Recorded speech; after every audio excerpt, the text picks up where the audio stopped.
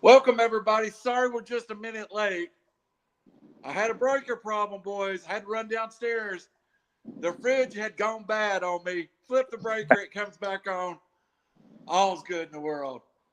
But we're here to talk tonight with a friend, our old friend, who's not on social media, by the way, right now. He's just on a podcast.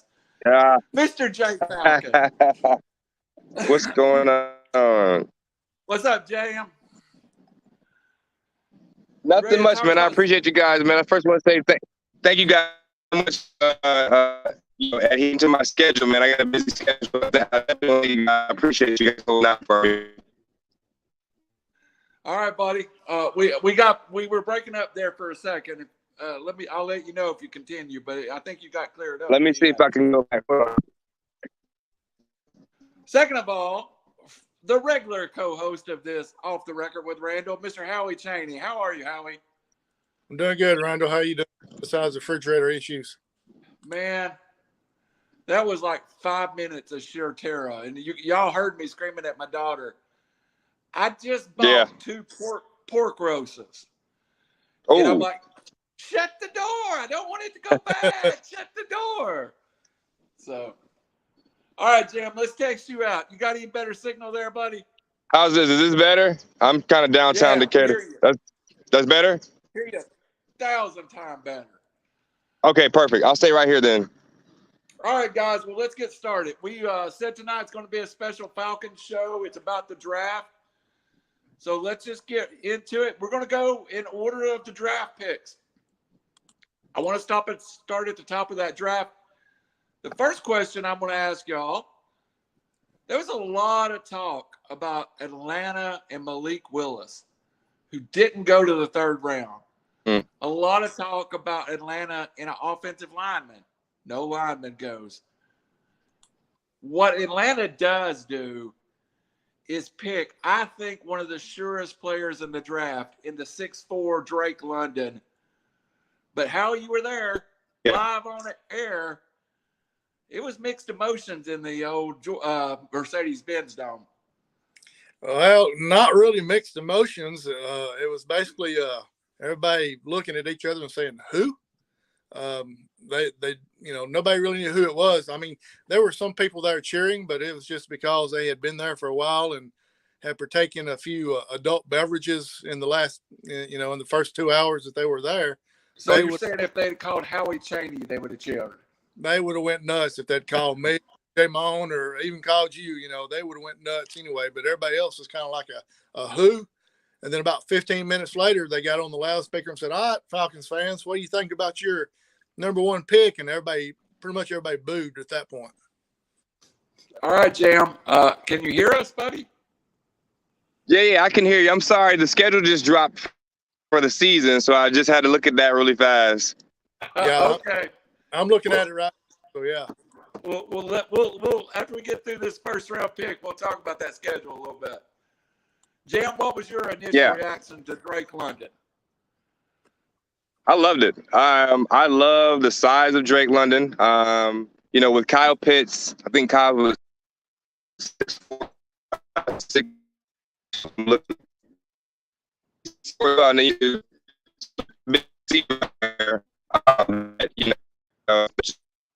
Just DB or cornerback.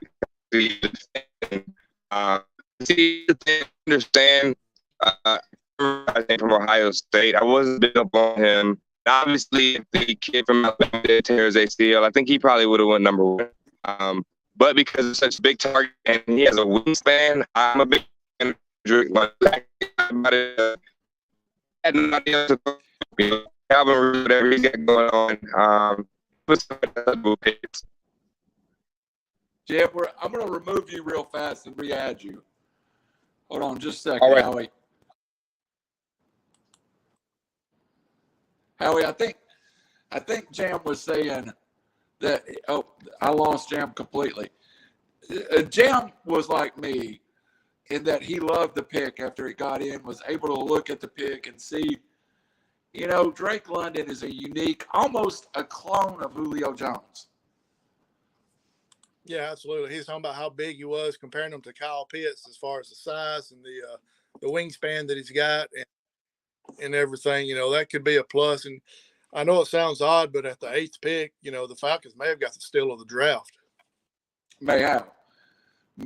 So do you have that schedule while we're waiting on Jam to re-add? Yes, sir. I got it. The preseason consists of at Detroit, at New York Jets, and then the final one is at home against Jacksonville Jaguars. Nobody cares. I know. As reported earlier today with the leak, we are opening up with the New Orleans Saints on September 11th at home. Then we will take a trip to the West Coast against Los Angeles Rams and the Seattle Seahawks back to back. Go ahead, Howie. Yeah. Week 4, we have the Cleveland Browns at home. Week 5, we have the Tampa Bay Buccaneers at home. I'm sorry. Week 5, we are away at Tampa Bay. Hey, Jam. Is that better? That's better. Okay, I got to stay right here. You will stay right there. All right. We're going through the schedule real fast. We're on week 5 at Tampa. Week 5 at Tampa. Week 6, we're at home against the 49ers. Week 7, we are in Cincinnati. Yep. 8, we have the Panthers at home. Week 9, we have the Chargers at home. Week 10, we are on the road to Carolina. Week 11, we got the Chicago Bears. Week 12, at home with the Bears. Week 12, we're on the road to the Washington, whatever they want to be called this week. Commanders. Week 13, we have the Pittsburgh Steelers at home. Week 14 is a bye, which I love the bye being that late in the season. Give you a chance to possibly get some players healed up. Oh, week 14? Oh, wow. Yeah. Week 14, we have the bye. Week 15, we are on the road to New Orleans.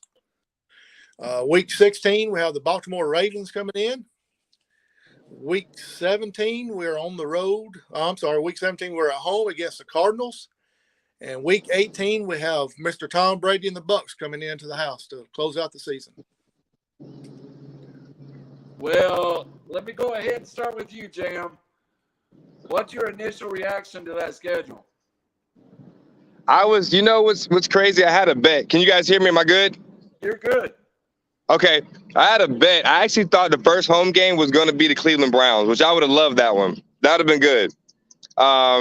But, hey, my thing is if you're going to start, you got to start fighting hard. So we got the Saints first home game. So, you know how optimistic I am. I just feel like that should always be a win. But the schedule is going to be, 18 games. It's going to be pretty interesting because, the Ravens, the Rams, the 49ers, like they're all really good teams, like all playoff teams. So I think my biggest thing is what I really want to see is how well and how quickly can our offense gel together. Because with Cordell Patterson, you have the unicorn, and then you have, Drake London. I just want to see how well this offense is going to be able to perform along with our defense. So I think playing the Saints the first game is going to definitely give us a test to that as well. Howie, what's your thoughts? We'll get back to the draft. I'm going to give mine real fast. Damn. I mean, seriously, damn. Yeah. That is, I haven't seen the ratings for schedules, but that has got to be a top 5 strength of schedule in the NFL. You missed playing the Bucs twice. You're playing the Rams. You're playing the Giants.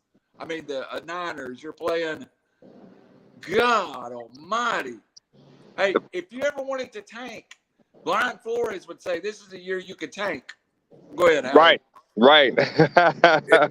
Missed it by 3. If I'm mistaken, I remember saying the strength of schedule. The Falcons had the 8th, was ranked 8th as far as the hardest schedule this year. I'd like to see 1 through 7. I'm just going to tell you, I don't. I don't think. I'm sorry. Just looking at it right now. I mean, Saints, Rams, Seattle, and the Browns have one of not the best put together teams in the league right now, as far as complete teams. What Buccaneers, week do we get the Browns? Yes. I mean, I think about it, guys. We're playing both teams that was in the Super Bowl this year, or this right. past. Right. And then you still can't count out San Fran though. I mean, And according to what the NFL does, you could say a Cleveland Browns team with Deshaun Watson. Right. That's a completely different football team with Deshaun Watson. Absolutely, I agree. Oh, wow. Well, run through it. Of course, I think we beat the Saints in the Mercedes-Benz. Rams, I don't think you start picking at beating the Super Bowl champion. At Seattle, with Drew Lock, if you don't win that game, you're in trouble. Now, is that a knock on Drew Lock or Seattle? I think it's a both. If it's true, Deshaun Watson gets 6 weeks. We get him before then. Yeah. And then I just listen to the next 3 games. At Tampa, the 49ers, and at Cincinnati. Yeah. Yeah. Damn. I mean, Oh. look at the, I know you already spoke about them, but the Rams and Seattle both on the road back-to-back weeks. If you're Atlanta, do you even attempt to come back home, or do you just stay out there and live for 2 weeks? Yeah. You're right about that. Absolutely. And then you finish up Pittsburgh, at the New Orleans Saints, the Ravens, the Cardinals, and I'm telling you, Kyler Murray's little ass is playing for a contract. Yeah. He's going to be lights out. And then Tom Brady Doing close a it out. podcast real quick. Wow. Wow. Yeah. Wow. All right, Jim. I want to get back to Drake London a little bit. Howie and I last week during the draft compared him to a young Julio Jones. Do you see that? I see that, and I also see, I'd say like Vincent Jackson. The way he's able to catch the ball, the ball in the back shoulder. He's long. He's got a long reach, and he's got big hands too. So I think that's a very good pickup. I think I'll be honest with you guys. I was very excited for the draft. I was very proud of him. It's been a while since we had a good draft like that, but I'm very big on Drake. I think he's gonna have an immediate impact. It definitely takes a lot of double team off Kyle Pitts, if not having Drake having to be double team himself. And then of course we have that man Cordell Patterson who just does any and everything on the football field that you need him to do. So I'm really big on I'm really big on him though. So I'm excited about it. It was a great pick. I think it was a very smart pick. Of course, the guy from Ohio State. I think he's like maybe 5'10", 6 feet, maybe. Yeah. But they were going for size, which and they kept it across the board, 6 feet, 6'2" and up. Which, and like I said again, he just has that elevation to where he can. His wingspan, I think I can't remember what his wingspan was. I have my notes, but I don't have them with me. But I definitely agree with Howie as far as with the Julio Jones. And again, like I said, even with the Vincent Jackson comparison to him as well, because he has strong hands as well. In case y'all heard real quick, he signed his contract 45 minutes ago. Really? Okay. Way to steal my thunder right there. I was about to announce that. I got 2 words for you. It's going to be the 3rd time I've used it in this show. Damn, boy. All right. I feel the same. Let's get on through this draft and let's talk a little more. I'm just going to call him Arnold E because I've slaughtered his name. The Falcons got aggressive at the top of that 2nd round, made a move to go get the pass rusher they want. And I saw the guy I follow was from CBS, had a solid 1st-round grade on him.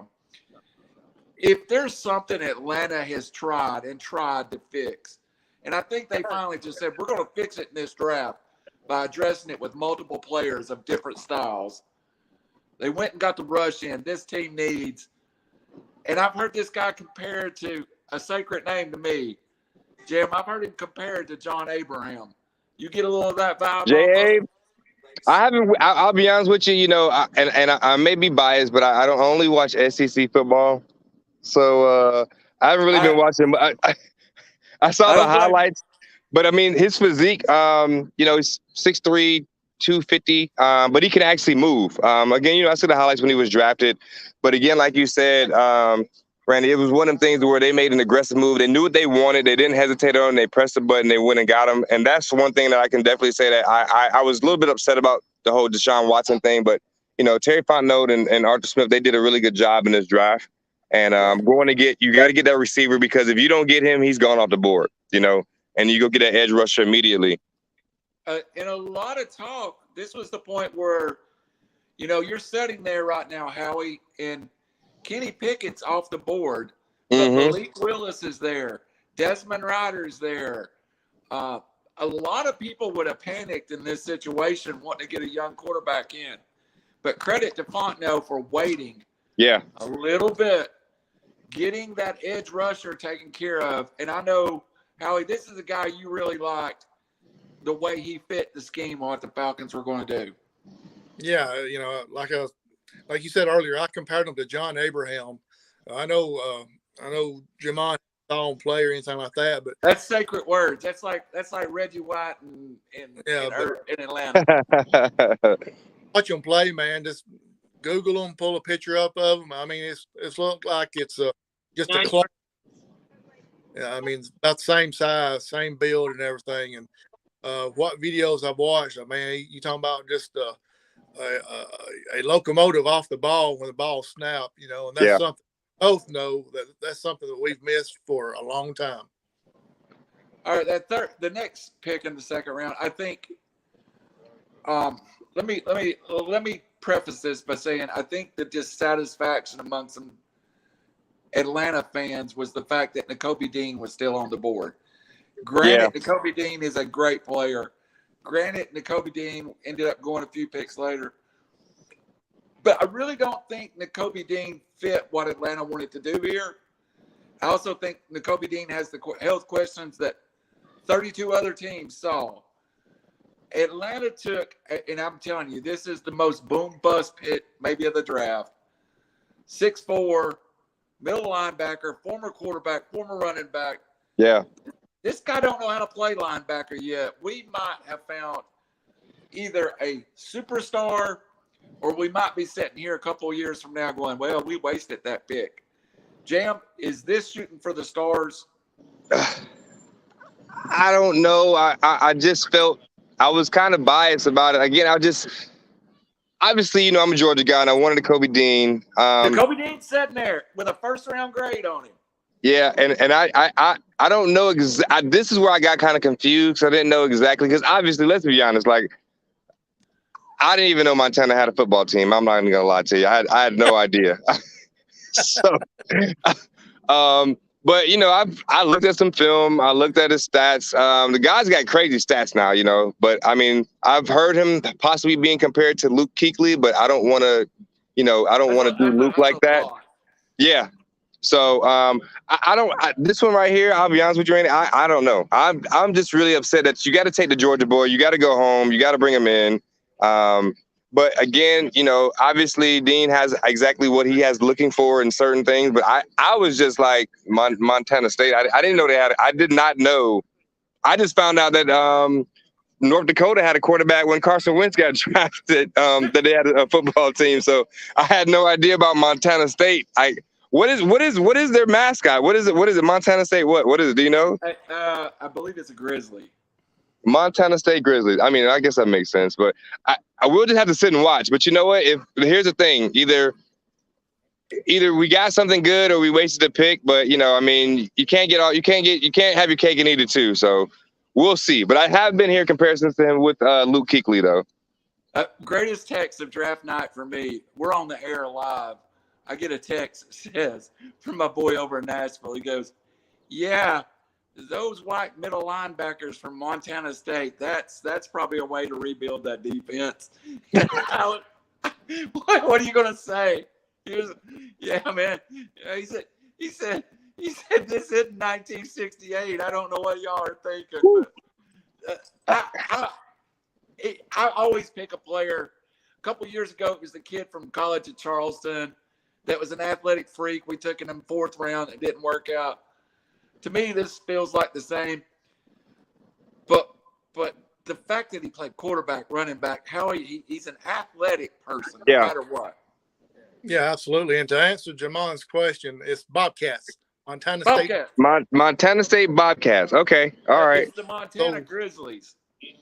Oh, so the Montana Grizzlies and Montana State Bobcats. Yeah. All right. Okay. I guess I could go with it. There's probably more people in your neighborhood than Montana. I didn't know Montana had a football. I had no idea.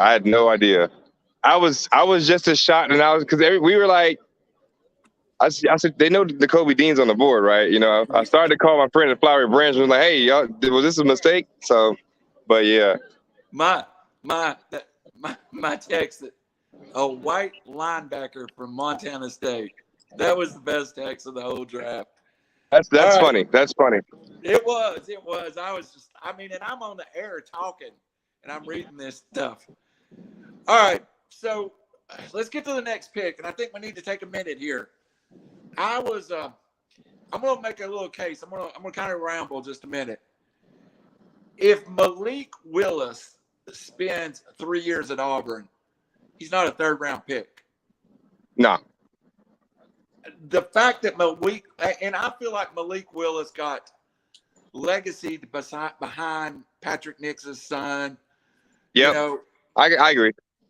This is an elite talent that probably played at a level that he was the best player. But every draft board you read is he's not ready, he's not ready, he's not ready. If you're making a pick here for a player that you need to be able to play next year, so if Mariota gets hurt, right, can Malik Willis play next year is probably a no. But if Mariota gets hurt, can Desmond Ridder come in and win a football game? Jam, I think the answer is yes. And I don't know if we drafted a career backup, but I think it is one of those guys that's there for a long time, even if he's not the starter. And I don't know that Malik Willis is. Well, I'll say I know that is it Pickens from Pitt, right?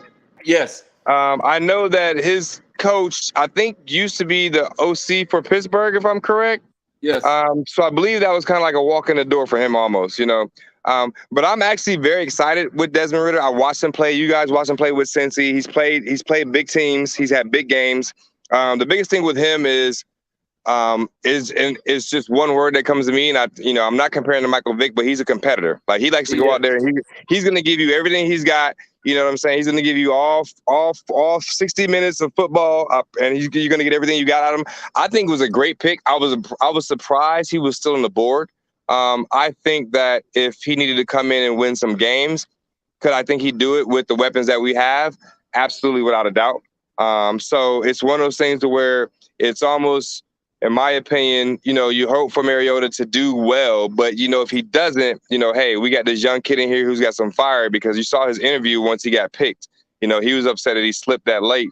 But again, some gems are found later, But I'm excited about him. Like, I would say he was probably my top pick. I mean, I like Drake, but I just like Desmond. I like Ridder. I like the way he plays.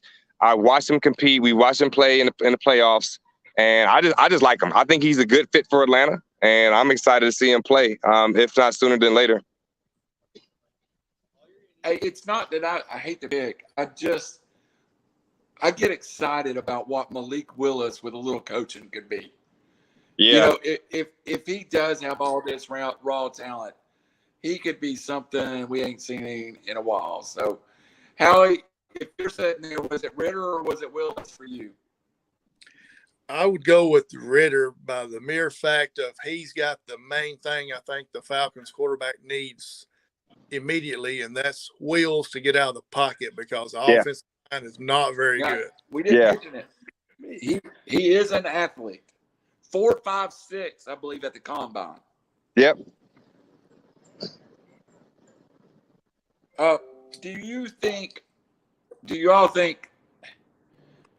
we see Desmond Ridder this year? Because, barring an injury, do you think there's a point that Coach Smith goes, I just want to see, maybe we're 3-8 or 4-7, and he says, "Oh no, man, where are you going? No." Is there a place? Is there? Well, I'm building a scenario. Is there a I got you. Where he would say, I'm going to see what he can do. I think if Mariota doesn't start out very, very good, we could see him week 4. Yeah. I agree. I believe. Let me look at the schedule one more time, really quick. But I definitely And by the believe. way, if we're 3-8, I'm in depression eating Valium, so I'm just going to let you know. I don't even know where I'm going to be at 3-8 at that point. I have no idea. I'll be in some kind of bottle or something, on a couch. But yeah, because you got to look at it. Because I mean, I'll be honest. These first 4 games, actually, the first 4 games are going to be a test, not just for us as a whole team, but as Mariota is how he deals with it. Because again, you got the Saints, the Rams, the Seahawks, the Browns, and I mean, all it depends on how he performs. You know, if he's throwing interceptions or giving turnovers or not getting out of the pocket fast enough, I think that you do get a chance where you see Desmond Ritter because you have him there. He's ready to play. Obviously, he's still got some coaching to do and understanding how the league moves a lot faster than college. But like I agree, I definitely agree with Howie. I'd say by week 4, going in, if Mariota has 3 bad games, going with the Browns being the next home game, I can see him as being announced a starter though. But you got to believe Arthur Smith went and got the quarterback he most wanted in free agency. Right, of course, absolutely. He worked with Mariota in Tennessee. He knows exactly what he's got in Marcus Mariota. And he's only 28 years old, and he's a former #1 overall pick. This guy, in his first 2 or 3 years, his first 3 years in Tennessee were good. But I got real quick though. Here's my thing, and somebody made a good point. But he also in Tennessee benched Mariota as well, though. He did. So you know what I mean. So I'm kind of like, it's was it for obviously performance reasons, but it's almost like, you take someone, you try to learn them the best, but you know what, you're not ready right now. Let me let you sit down. So what do you guys think, if you don't mind me asking, like what made you think that he went back to Mariota though? Did he bench him, or was it the head coach's decision though? Well, you're talking about with Vrabel? Yeah. I believe it was his decision. I mean, obviously the head coach has, he has a trump card. But then again, like I said, I guess now that you make that point with him being the head coach and, him being the head honcho now, hey, I really believe that Mariota, he may not have had an agreement, obviously, with Vrabel doing it. But, yeah, I mean, you got a good point. Leave it to Howie to bust my bubble. We'll always find out where I'm at in the Georgia Dome. The one thing I would say about your theory, though, is they did have 22 back there. And I think one of the big reasons Mariota got benched was he can get turnover happy at times. He's got to control the turnovers. That is the #1 scenario in this year for me if he's successful. Can he limit turnovers? Can he take care of the ball? Season, no season. Next pick. Let's get through these picks real fast. Okay. I don't know a whole lot about this guy. I've watched quite a bit of film. I've read a couple of things that's been very complimentary of him. They go to Western Kentucky and they take Deangelo Malone, an outside linebacker who I fully expect maybe to put his hand in the dirt on 3rd down and rush the passer. Fills a need in 2 places to me. If he can produce, he's in that outside linebacker rotation, and he sees the field on 3rd down, Jam. If you get that out of him his rookie year, it's a success. Oh, without a doubt. And I'll be honest with you, I don't think Deion Jones is going to be here by the start of the season. There's going to be some moving around, just reading and stuff like that. He's probably trying to link back up with Dan Quinn, but I do believe that the kid, I haven't watched any film from him. I really haven't heard anything of him. But what I do know is that they're, Dan Pease is moving from more of an agile, that way they can cover north and south and east and west on the field for linebackers, and being able to actually tackle and wrap, because we got to get back to the basics of football. And we all know the basics of football is tackling and just wrapping them up and bringing the body down. That was one of the biggest issues that I did have with our linebacker core. More so with Deion Jones, was having to tackle and having to be able to wrap up and actually finish the tackles. But I think that if we a 3rd down in certain situations like that, I'd have to see. I can't really speak on it because I haven't watched a lot of film of the guy. So it'll be interesting to see along with the defense. But again, like I said, it does give a lot of our guys a break and does help them out. on the defensive side of the ball, especially on third down when we have those third and shorts and we have those third and longs. We just can't seem to never get off the field. Interesting you bring that up. Howie, Deion Jones, let's talk a minute there, guys. An interesting career, had a trajectory to be a superstar at one point. The last 2 years has not looked like the same football player. Is it scheme or is it Deion Jones that's changed, Howie? Deion Jones, he got paid that big contract. He got paid. He's not worried about it. Yeah. He's got a new contract coming up either at the end of this year or next year, so he'll start playing again now. But like Jamon said earlier, I've read where he may be going back, or not back, but going back to the Cowboys. Yeah. Yeah, I could see that. All right. Jamon, same thing. Deion Jones, disinterested in football? It's definitely Deion Jones. Here's the thing, if you watch football, like we all watch football, we've been watching it for forever, and you can tell when the fight has left the dog, and to me, I just feel like he doesn't have that oomph anymore once he got his money, and he just kind of just coasted through, because you can tell by the style of play and the way he even plays. Because, I'll never forget, even when we were, what was it, maybe 3 years ago, when he had the interception in the end zone against Drew Brees in the game here at home. Like that year, Deion Jones had an amazing year. And then the following year, I think he got his contract. Like you said, the last 2 years, he just hasn't been the same player to me.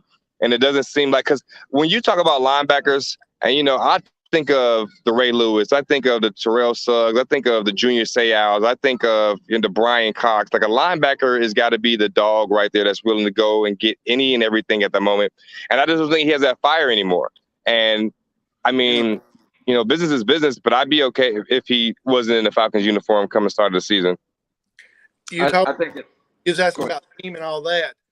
Scheme is not part of tackling. I saw him miss too many tackles. Yeah. He's missed more this past season than most of those guys that Jamon said it was talking about in a whole season. Yeah. A game. Yeah, it really upset me. I actually recorded some games, and sometimes I'll just go through this funk to where I'll just watch old Falcons games, even though I know we're losing. But just to look at some stuff, and I would look. It's almost impossible to miss tackles that he's missed. Like it was amazing to me. It was like the breakdown of the fundamentals of football is basic football. You break down, you wrap up, you bring them down. But it's just, and a lot of that has gotten us into those third and short situations, or third and long situations rather. So again, like I said, I agree with Howie. It has nothing to do with scheme. Scheme does not teach you how to tackle, no matter what coach you have. Tackling is tackling 101. All right, guys. So this took us through the first 2 days of the draft. Knowing that the Falcons have $60 million coming in cap, I thought they did an excellent job in plugging the holes that they had to plug on this team early. They get the offense. I feel like the offense now has weapons, and I think Drake London adds to that. I feel like the defense got some help. I thought the Falcons had their best day 1, day 2 draft in a long time. We'll get to day 3 in a minute, but Jam, I really thought the new, second year team to put together a great draft on day 1, day 2. Absolutely, without a doubt. This is the post Dimitroff draft, right? So we actually made some progress, and I feel like the players that we have are going to actually have an impact. If not immediately, I'd say, once they get to shape and form and figuring out the game and, the speed of the NFL. But unlike, having a Dimitroff and draft, because, you look at the players he drafted, some of them aren't even in the league anymore, and this is, 4 or 5 years ago. But I think they did an amazing job. I was very excited. I actually was excited about this draft, and that had ended up me getting the bet about not having to be on social media. So, because Howie actually had to do a disclaimer, had to make a disclaimer and make sure that me being on here wasn't going to be any kind of violation. So September 11th is my first day. All right. Well, we're not on social media right now. We're streaming the podcast on the network. That's all we're doing. Hey, could I add something real quick to what Jamon just said about the Dan and Thomas Dimitrov drafts and all that? I think those two was afraid to actually tell the other one, hey, we don't need this player. I think they were such buddy system that they was like, if Quinn wanted somebody and Dimitrov didn't think him, he'd just go ahead and get him anyway, vice versa. Yeah. Hey, I think Arthur Smith and Terry Fontenot, if they don't want somebody, they're going to tell the other one, hey, we don't need that person. Yeah. And to me, that's better teamwork than just agreeing and going along with what the other one wants. I think that's a good point. All right. I want to get these last three picks and try to limit our time here. I want to, after the first 2 days, those are great points. The only thing that I said after 2 days is we still need a dog that you can turn around and hand the football to on 3rd and 1. And we got it. And I think we may have got something that was missing to this offense. 5'10", 234 pounds, pure running back, what Mike Davis was supposed to be last year. Big thighs, big shoulders, big hips. We've got a guy in Tyler Allgeier who played at a high level, and I heard it said in the draft, this is a guy when running backs were valued higher that would have been a 2nd-round pick a decade ago. This guy could, if there's anybody that could come in and just shock the world, I think it's this guy. I love Tyler Allgeier, and I was so excited. Jamon, what do you think of that backfield? And you move Tyler Allgeier into it. I'm just looking on Fan Fanatics right now for a shirt. That's what I'm looking on. I'm excited about it. Like I'm ecstatic about it. I think it was a great pick. I think he was very well slept on. I don't know necessarily. And again, now I will say, obviously, you can have a great running back, but if you don't have the line to be able to block to get past that threshold, then it might not work out. But I'm excited. I was ecstatic. I haven't watched much film about him. When I did, obviously, when we picked him, I went through a lot of stuff, and I was like a kid in a candy store. I think that we got one in on that one. But again, like I said, like Howie said, it's one of them things to where Terry Fontenot and Arthur Smith sat down and said, hey, this is what we need. This is what we want. I don't want this. Well, I want this. Well, we don't need this. Let's mesh together and make it work for us as a whole. Forget about what you want or what I want specifically. Let's see what the team needs itself for us to actually build. Because if you look at it, guys, man, we got receiver, we got edge rushers, we got running backs, we got linebackers, outside linebackers, and a guard as well. I know you'll get to that. So I'm just excited about it. I'm trying to get it too happy right now because it's only May, but I'm just ecstatic about it. Like I really am. I think that was a really good pick. And I feel like, honestly, we stole him from a couple of teams that were expecting him still to be there. Yeah. Is this – I'll ask that at the end of it. Well, Howie, Tyler Allgeier, give me your thoughts. Because, that was maybe my favorite pick of the whole draft. Do you have anything else to say about him before I bust your bubble again by telling you that we signed him today as well? No, I didn't know that one. Go ahead. Yeah, I'm looking at something right here. Let me read it real quick to you. It says, as a runner, this toughness shows up in his yards after contact, with 70.9% of his total rushing yards coming after initial contact. He needs that 79%? 70.9% of his yards after contact. He will need that playing behind the Atlanta Falcons offensive line. Oh, listen, I'm glad you said it. Y'all hear that? Howie said it, not me. But I agree, though. Definitely. You didn't say it. You're thinking it, though. All right. Now, after listening to you Georgia fans. Hold on. I think I still hear the roar of the crowd from the championship game. Oh, that was just a bus. It was a bus is headed to Alabama. The Falcons go back-to-back Georgia Bulldogs. First off, Justin Schaefer is a great pick. Yeah. Big lineman. A surprise he was there that late. I really was. I think sometimes when a team is that loaded, like Georgia was, good football players get missed because, what did they have go? Like 11 players in the first 4 rounds? Yeah. Schaefer goes to the Falcons, and I think he's instant competition to win a starting job up front. What do you think, Jay? I believe he's going to start. He's, again, like Howie said, there's a lot to be worked on that offensive line still. But I honestly believe that he's going to give a run for the money when it comes to minicamp, and then when it comes to preseason and running on that side of the ball. He's also able. I've watched him in pass block, run block, and then screens and things like that. I again agree with you, Randy. I just think that I was just amazed that that he sat there for that long. But again, like you said, when you have a team loaded like Georgia was, you have that many players coming off the board. I don't think teams even knew who to pick or when to pick them. No. But I do believe that he's probably going to be a starter. If not the first game, within the first 3 games, he'll be a starter. But our guard play last year, I've been trying to get some weight up. I'm at 330 now. I've got 66 screws in my hip, and I'm 55 years old. And as long as you can give us about a good 3 minutes, I think we'll be all right. I think I had a shot. Howie, you're in better shape than Bob Whitfield used to be in his prime. Hey, don't throw off on Bob Whitfield. I still got a Bob Whitfield jersey in there. I agree with you though. Guard to guard, we were horrible last year. Yeah, absolutely. He's going to come in and he's going to. I think he could be a starter at day 1 actually, because he's just. I mean, he knows what to do.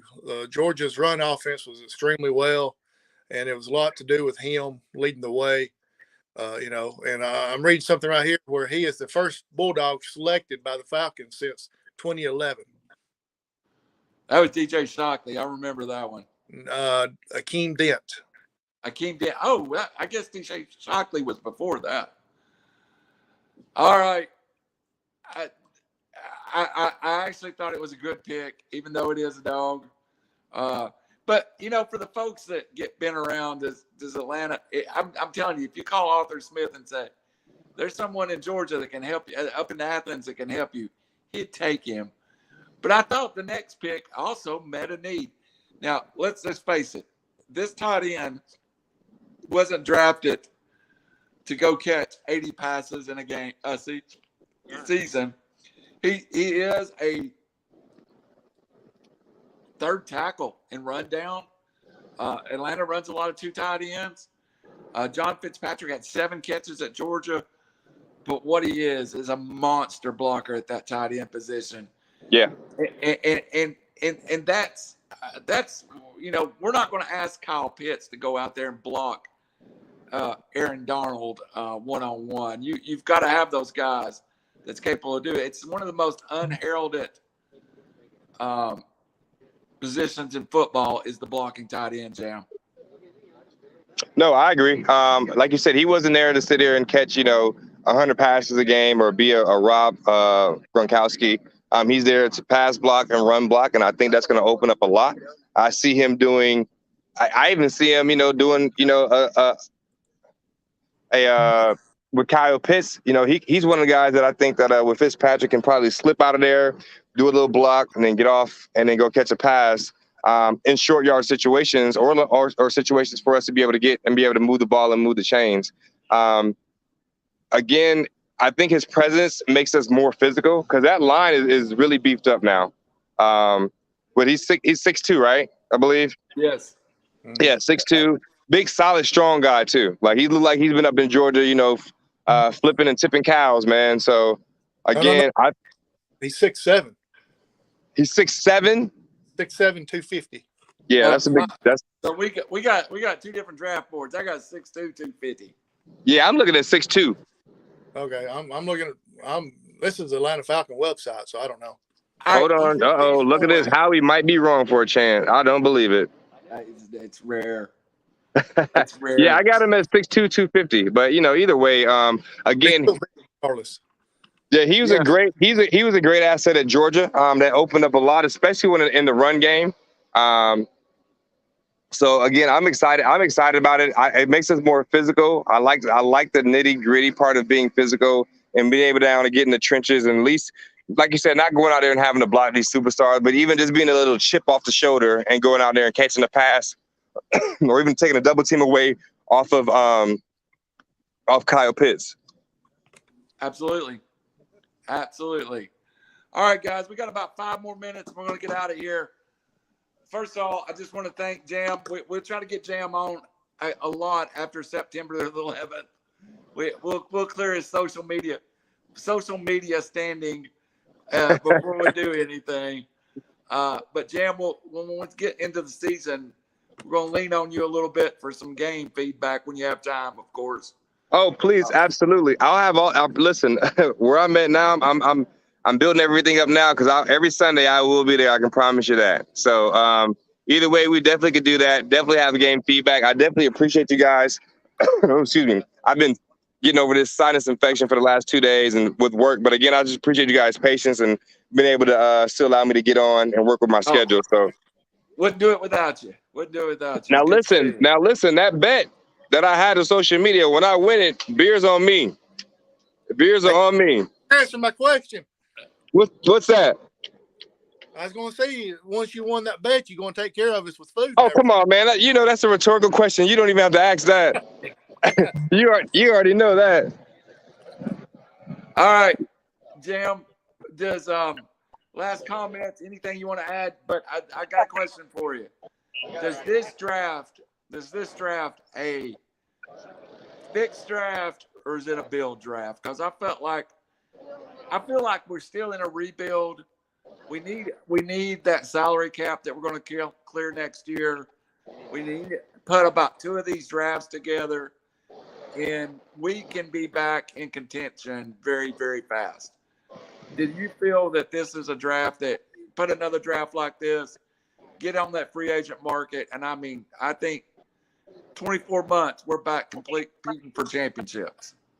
I think it was a building block. I think that it was set you for to build and see. Because if you look at it really fast, even when, if just say Deshaun Watson would have ended up coming here, we would have had receivers lined up at the door that want to come sign in for free agency. I believe that now with the picks that we did have, that now it opens up the door to say, hey, we do have some solid picks. Now we have some people that may or may not stay. But again, I feel like it was mixed. I wouldn't say it was a complete rebuild. You had to plug in certain pieces, and that's what they did. And I do believe that they're going to get everything they got out of everybody that they drafted. So like I said, I'm excited about it. And again, like I'll double tap back on Howie again, what he was saying about them two together in the warboard room just really did a great job with feeding off each other and seeing what we needed as a whole complete team. All right, Howie, same question, same comments. Yeah, I mean, it's like J-Mon just read my mind. Basically. It's at first I wasn't real sure about it, but then now after reading everything and looking at the film and everything, I think we probably end up with a great draft this year. And, time will tell, but I think it's going to end up being probably one of the better Falcons drafts in decades. Yeah. I agree. Agreed. All right, Jam. Anything you want to promote? Where you at right now? Are you working?